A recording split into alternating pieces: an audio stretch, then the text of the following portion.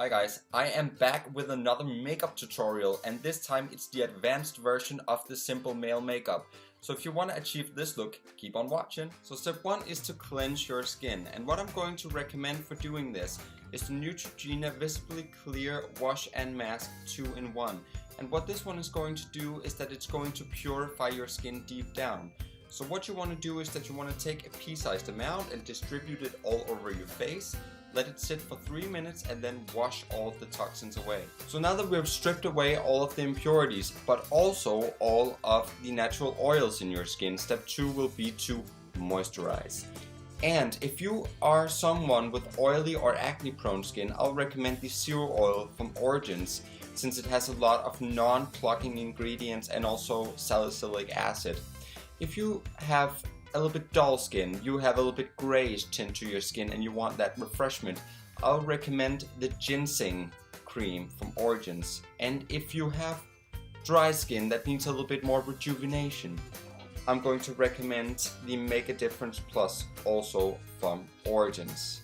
So you just take a dollop size amount and then you distribute it all over your face and let it sink in for a few minutes. So step 3 is to apply a primer. What that's going to do is that it's going to keep your makeup in place all day. So if you're someone with a little bit of oily skin or have a lot of acne, I will recommend the Makeup Forever Mattifying Primer. What that is going to do is going to keep your oils at bay throughout the day and keep your makeup in place. If you're someone with combination skin, I'll recommend the Porefessional Matte Rescue Primer or the Rimmel Fix and Protect Pro. Those are hydrating while still keeping your oils at bay.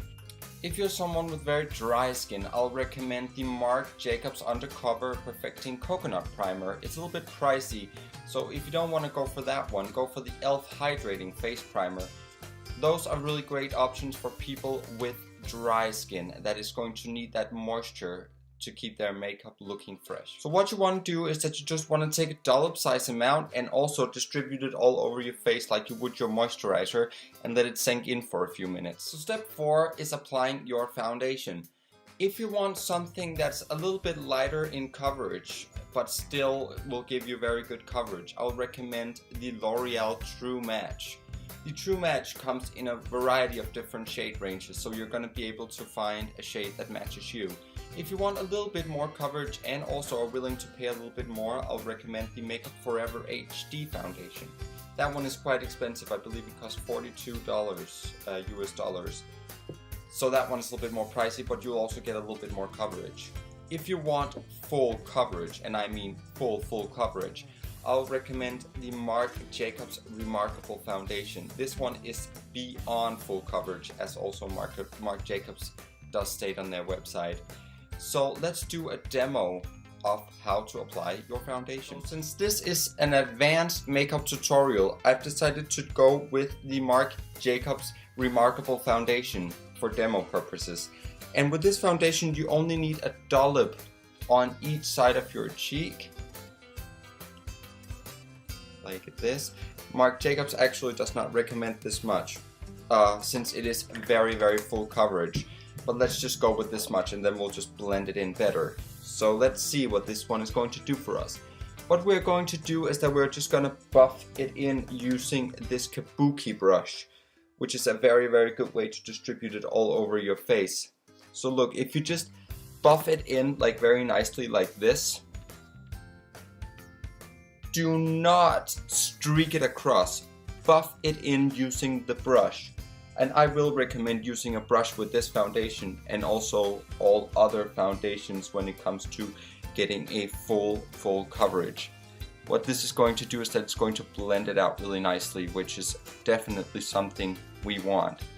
So as you can see, this one is beyond full coverage.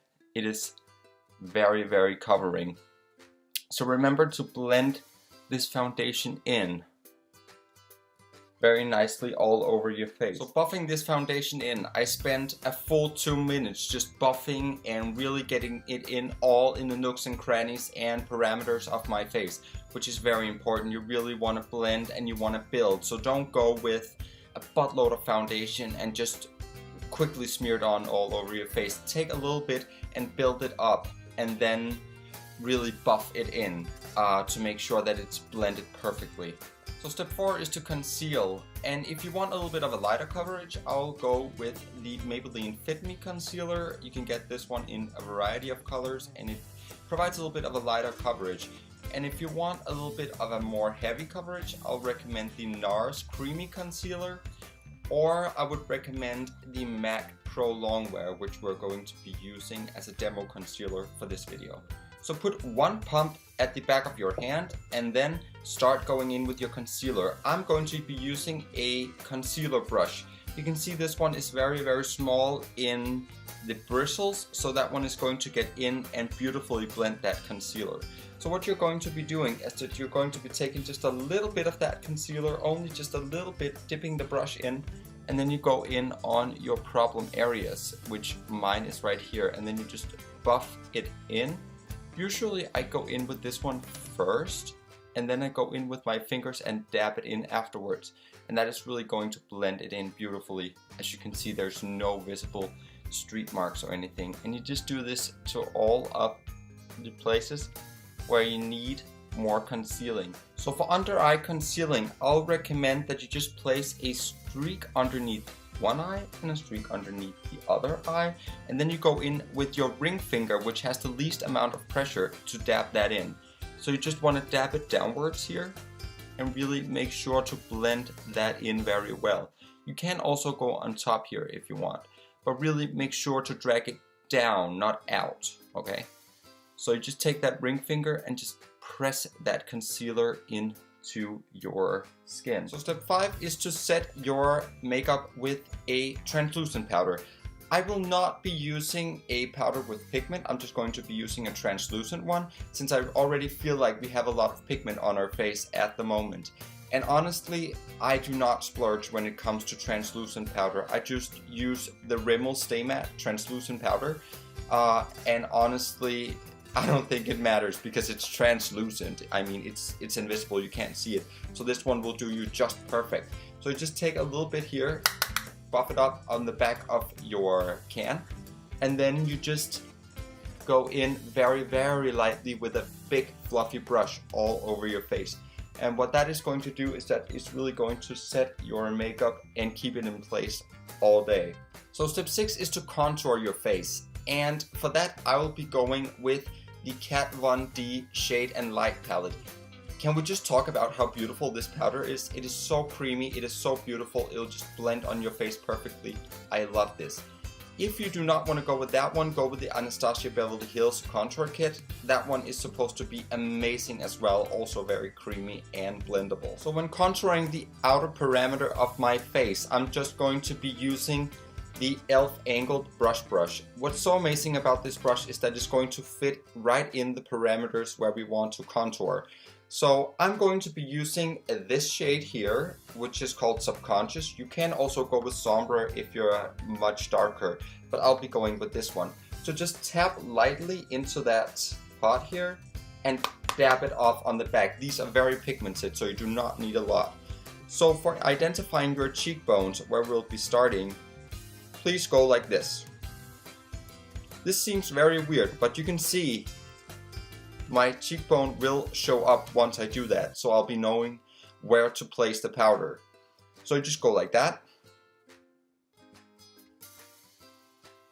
and then you just place it there. Remember always to just go back and forth and really blend that in very nicely. You do not want any harsh lines when it comes to your contour. And do not bring it down all the way to your mouth. That is going to look so fake. Like, don't do that. Just go in like this and blend it out nicely. So I just went ahead and did that to both of my cheekbones, and as you can see, they're way more chiseled than they were before. And the next thing we're going to do is be imagining a reverse number 3 on our face. So that would be right here, which is where we're going to place the contour powder. So just dab into that pot again very, very lightly, tap it on the back of the pot, and then you want to go in right up here, and again blend that in very, very nicely. What that is going to do is make your forehead appear much smaller than it was otherwise. So just go in there. and go in here on the jawline. What I do is that I take it beneath the jawline and then I sort of push it up like this, push it up. So you don't want to be going like too far up, but just so it's just visible from the top of your face. So just push that powder up and really make sure to blend very, very well. And that is going to accentuate your jawline, which you really want as a man. So that is a great trick for contouring your cheek. So for contouring your nose, what we want to is use a brush like the one we used as the concealer brush. Actually, this one is the same one, I just cleaned it. So what you want to do is that you again want to take just a little bit of that contour powder, and this time do not dab it off.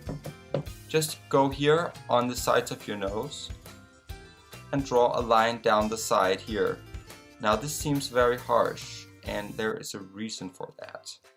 Let's see, we just do that on both sides. Go ahead and just place a line here on the sides of our nose. So once we have those lines in place on the sides of our nose, we want to go in again with this angle brush and really blend that out.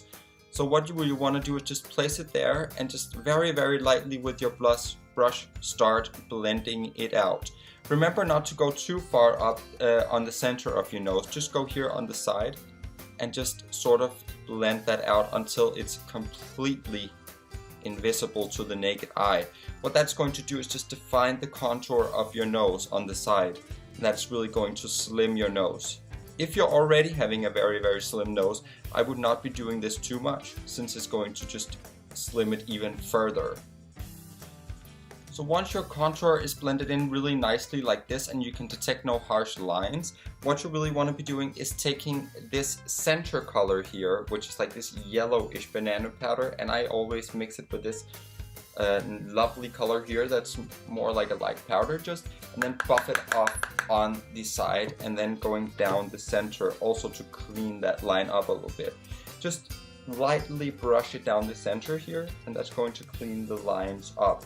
If you have overworked some of these areas a little bit, you can go in with, for example, this color here, depending on what skin color you are, and just cleaning that up a little bit if you feel like, okay, that's overworked.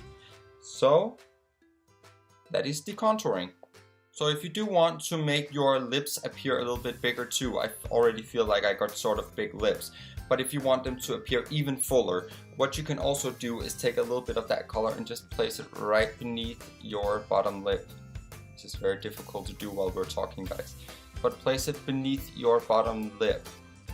And what that's going to do is give the illusion that your lip is bended more outward, so it actually creates a shadow beneath. Step 7 will be to apply a little bit of blush, and what that is going to do is bring back some of that color that you've taken away using your full coverage foundation. That's the drawback to that.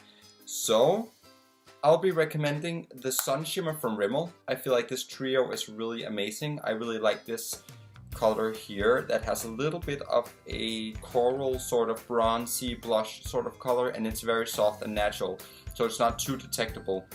For this you do not want to be going with like a hot pink or red, just keeping it very natural. You are a guy after all, so keep it very subtle in that way. So what I want to be using for that is just this small rounded sort of powder brush. And what that one is going to do is really center it here on the apples of your cheeks, which is where you naturally will blush. So just take some of that and dab it off at the end here, and just placing a little bit of that color, just dabbing it on very lightly on the sides of your cheek, and that's just going to bring back a little bit of that color that we lost using the foundation. And that's just very lightly like that. So step 8 will be to warm up your face a little bit using a bronzer. What I'll be recommending to you is either going with your Kat Von D in the middle shade here, because that one is a little bit more bronzy, a little bit more warm. You want to be warming up your face, so that's the effect you want to create. But I'll be going with the e.l.f. pressed powder. This is not even a bronzer, this is just one of their darker pressed powders, which I really like. And the thing is, I really like it because it's not that orange. It's very neutral, warm colored, and I think this one is amazing and creamy. So I just take a little bit of that, again, in with a big brush here, and then dab it on the side here. And then I just go in there on the sides of my face where I actually already did my contour. And that is really going to warm up that face. So just work it in towards the sides of your face and lightly go here in the middle. And that's really gonna warm up your face again and give it a little bit more color after applying that foundation. And remember to go down your neck also. That's very important, because otherwise your face is going to be a different color to your neck, and that's going to look weird. So step 9 will be to highlight your face, and what I'm going to recommend is the Too Faced Candlelight Glow Powder.